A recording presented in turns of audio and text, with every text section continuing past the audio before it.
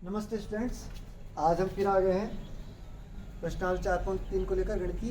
देखिए, अभी तक हमने प्रश्नावली 4.3 के 8 सवाल कर लिए हैं और अब हम समय हमारा कम से कम खर्च हो वीडियो में, इसलिए हमने पूरा सवाल एक बार लिख लिया है। सवाल में क्या क्या खास बातें हैं वो हमको समझनी है और सवाल को किस तरीके से हल करना है ये हमको समझना है। ठीक है, तो हम शुरू करते हैं सवाल को। क्या सवाल है? दो पानी के नल एक साथ एक होज को 9 से 3/8 घंटे में भर देते हैं। एक पानी का टैंक है, उसको भरने के लिए दो पाइप लगे हुए हैं। ठीक है, एक पाइप है बड़ा और एक पाइप है छोटे व्यास वाला। जो बड़े व्यास वाला पाइप है और जो छोटे व्यास वाला पाइप है, दोनों मिलकर उसको भरते हैं 9 से 3/8 घंटे में। ठीक है, हम इसका साधारण रूप लिखेंगे तो 75/8 घंटे में। ठीक है, 8 9 72, 72 और 3 हो गए 75, तो 75/8। बड़े व्यास वाला नल होज को भरने में, ये बड़े व्यास वाला है, पानी का व्यास, पाइप का व्यास बड़ा है तो ये जल्दी भरेगा और छोटे व्यास वाला धीरे भरेगा। ये वाला पाइप इसको भरने में 10 घंटे कम लेता है, या दूसरे शब्दों में हम ये कहें कि छोटे वाला पाइप इस वाले पाइप से 10 घंटे ज़्यादा ले रहा है। तो आगे क्या है? प्रत्येक द्वारा अलग से होज भरने का समय ज्ञात कीजिए। हमें ये बताना है कि ये पाइप अगर अकेला चले तो कितना पानी भरेगा और ये वाला पाइप अगर अकेला चले तो ये होज भरने में कितना समय लगेगा। ठीक है, सवाल को हम समझ गए, करना शुरू करते हैं। पहले हम ये देखते हैं कि मान लिया कि बड़े व्यास वाला जो नल है वो पानी को भरने में x समय ले रहा है, अकेला चल रहा है तो x घंटे ले रहा है। माना बड़े व्यास वाले पाइप द्वारा होज भरने में लगा समय है x घंटे, तो छोटे व्यास वाला कितना लेगा? छोटे व्यास वाला इससे 10 घंटे ज़्यादा लेगा। ये हमने अभी भी समझा, तो ये इससे ज़्यादा लेगा, x प्लस 10 घंटे ये ले रहा है। ठीक है, तो छोटे व्यास वाले पाइप द्वारा होज भरने में लगा समय कितना हो गया? x प्लस 10 घंटे। आगे बढ़ते हैं। अब हमने दोनों पाइप मिला के कितना समय लग रहा है? तो दोनों पाइपों द्वारा एक साथ होज भरने में लगा समय है 9 से 3/8 घंटे बराबर 75/8 घंटे। उसने 9 से 3/8 घंटे दिए थे और हमने इसको चेंज कर लिया और ये बन गए 75/8 घंटे।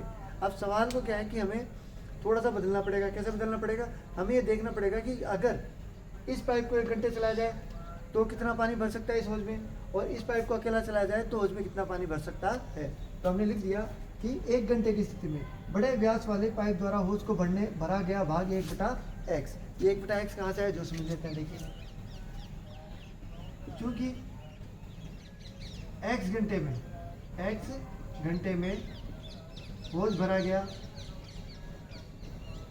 एक होज था तो एक होज पूरा का पूरा भर दिया गया, एक होज पूरा भर गया x घंटे में, इसलिए 1 घंटे में होज कितना भरा गया? तो आगे 1/x भाग। ठीक है, तो यहाँ से 1/x भाग आया है एक एक नियम से।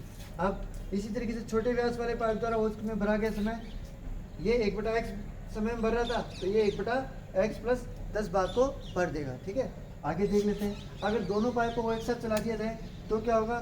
तो होज को भरा गया भाग 1 घंटे में कितना भाग भरेगा होज का? वो भरेगा 8/75 भाग। अगर पूरा भाग 1 है तो 1 घंटे में होज, अगर दोनों पाइप चलाए जाएं तो होज का 8/75 भाग भर जाएगा। ये बड़ी इंपॉर्टेंट बात है समझने के लिए। ठीक है, इसको अगर आपको ये समझ नहीं है तो आप इसको समझने के लिए क्या कर सकते हैं कि भाई बड़े व्यास वाले पाइप द्वारा होज भरने में लगाया गया समय x घंटे है, तो हमने इसका क्या किया? व्युत्क्रम किया है। व्युत्क्रम मतलब नीचे वाली संख्या को ऊपर, ऊपर वाली को नीचे। x/1 था, इसको हमने 1/x कर दिया, इसका व्युत्क्रम किया है। और यहाँ पे भी इसका व्युत्क्रम किया है 1/x प्लस 10। और दोनों पाइप जब चल रहे थे तो उनका आ रहा था 75/8, तो दोनों पाइपों द्वारा होज का भरा गया समय हो गया 8/75। इसका भी मैंने व्युत्क्रम कर लिया है। तो यहाँ तक बात समझ में आ गई। अब प्रश्न क्या कह रहा है? प्रश्न ये कह रहा है कि दोनों पानी के नल एक साथ एक उसको 9 से 3/8 घंटे में भर देते हैं। मतलब इसके द्वारा भरा गया भाग और इसके द्वारा भराया गया भाग दोनों को मिला दें तो दोनों पाइपों द्वारा भरा गया भाग आ जाएगा। तो हमने 1/x प्लस 1/x प्लस 10 को जोड़ दिया है और जोड़ते ही कितने के बराबर आ गया? ये 8/75। तो हमने लिख दिया प्रश्नानुसार 1/x प्लस 1/x प्लस 10 बराबर x/75। दिस एम्प्लाइज एलसीएम लिया मैंने x प्लस 10। जब एलसीएम का बीजीय संख्याओं का, ठीक है, बीजीय चरों का और अपने साइन थीटा कोस थीटा वाले जब हम एलसीएम लेंगे तो उन दोनों को ही जो हर में है उन दोनों को हम नीचे लिख देते हैं। x और x प्लस 10 दोनों आगे एलसीएम में। x को से इस पूरे को डिवाइड किया तो x से x खत्म हो गया, बच गया कितना? x plus 10। x प्लस 10 को 1 से गुणा किया तो x प्लस 10, फिर x प्लस 10 का इस पूरे में भाग दिया तो x प्लस 10 से x प्लस 10 एक बार भाग गया, बच गया कितना? x को 1 से गुणा किया तो x। तो ये दोनों कितने हो गए, एक्स और एक्स 2x और 10 का 10, यहाँ पे 8/75 उतना का उतना ही है। इन दोनों का हमने किया ब्रज गुणा, इसको इससे गुणा किया और इसको इससे गुणा किया। 75 को 2x + 10 से गुणा किया इक्वल टू 8x, इस पूरे को 8 को x से गुणा किया 8x, x + 10। आगे 75 से पूरे को मल्टीप्लाई किया, 75 दूनी 150x + 750 = 8x² + 80x, 8 को 10 से गुणा किया 80। आगे गए हम पक्षांतरण किया, 8x² + 80x, इधर आ गए 8x² + 80x, ये दोनों संख्याएं माइनस की होगी, माइनस के 150x और माइनस के 750 = 0। ये दोनों घट सकते हैं तो घटा दिए हमने, 8x² - 70x, 80x - 150 तो 70x - 750 = 0। आगे यहाँ से हम यहाँ पे आ गए, ठीक है। सवाल थोड़ा बड़ा है, एक पेज पे करने के लिए मैंने इसको इस तरीके से लिखा है, तो आप इसको यहाँ से देख लेते हैं। आगे हमारे पास इस पूरे में 2 का भाग जा रहा है, इसमें भी 2 का भाग जाता है, इसमें भी 2 का भाग जाता है और इसमें भी 2 का भाग जाता है, ठीक है। तो 2 का भाग दिया, 4x² - 35x - 375 = 0। अब विधियाँ कितनी हैं सॉल्व करने की, 3 विधियाँ हैं। पहली विधि होती है हमारी गुणनखंड विधि, द्विघात समीकरण को हल करने की 3 विधियाँ हमारे पास हैं। एक है गुणनखंड विधि जो शुरुआत में आती है, फिर दूसरी है पूर्ण वर्ग विधि। पूर्ण वर्ग विधि यहाँ पे बहुत बड़ी हो जाएगी तो वो भी नहीं लगाएंगे, हम लगाएंगे कौन सी विधि, द्विघाती सूत्र। द्विघाती सूत्र लगाने के लिए हमें पहले इसकी तुलना करनी पड़ेगी, a, b और c की वैल्यू निकालनी पड़ेगी। तो हम क्या लिखेंगे, ax² + bx + c = 0 से इस द्विघाती समीकरण की तुलना करने पर a की वैल्यू क्या आ गई भैया, a की वैल्यू हमारे पास आ गई है 4, b की वैल्यू कितनी आ गई, b की वैल्यू आ गई -35 तथा c की वैल्यू हमारे पास आ गई है -375। ओके, अब हमने फॉर्मूला लिख दिया। फॉर्मूला आपको हर क्वेश्चन में हर बार लिखना है ताकि हमारे को फॉर्मूला अच्छे से याद हो जाए, ठीक है। तो हमने फॉर्मूला लिख दिया, x = -b + -√b² - 4ac/2a। Solve किया, x x, b की वैल्यू है -35, यहाँ रख दी, प्लस माइनस √ b की वैल्यू -35 का होल स्क्वायर -4, a की वैल्यू कितनी है 4, तो 4 लिख दिया, और c की वैल्यू है -375, तो 375 हमने लिख दिए।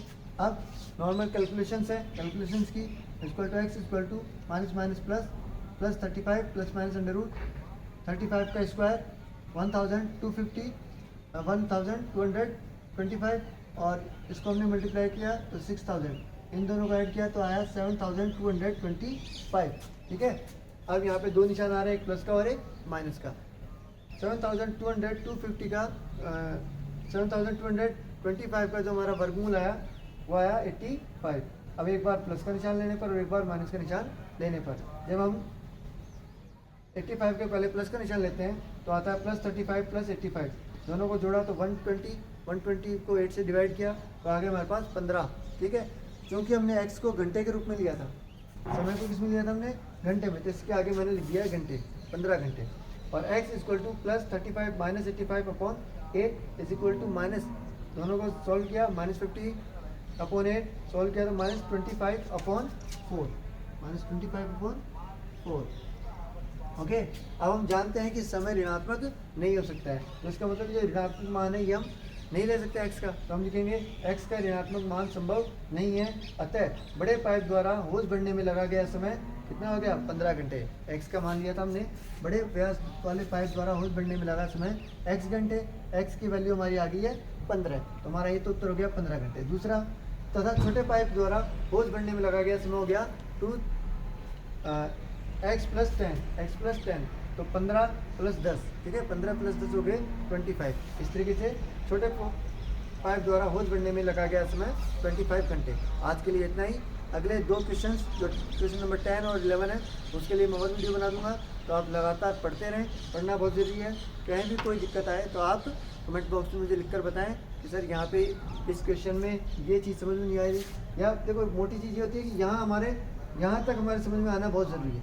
आगे तो सब में सेम प्रक्रिया है, सेम प्रोसेस करना है, हमको सवाल बनाना आना चाहिए। जब कथन में विभाज्य प्रश्न दिया हुआ हो तो उसको हम प्रश्न को कैसे बना सकते हैं, ठीक है, तो वो आपके समझ में आना चाहिए। तो इसलिए प्रश्नावली 4.3 इंपॉर्टेंट है कि आप इसको अच्छे से समझ लें। ओके, तो फिर मिलेंगे अगले वीडियो में।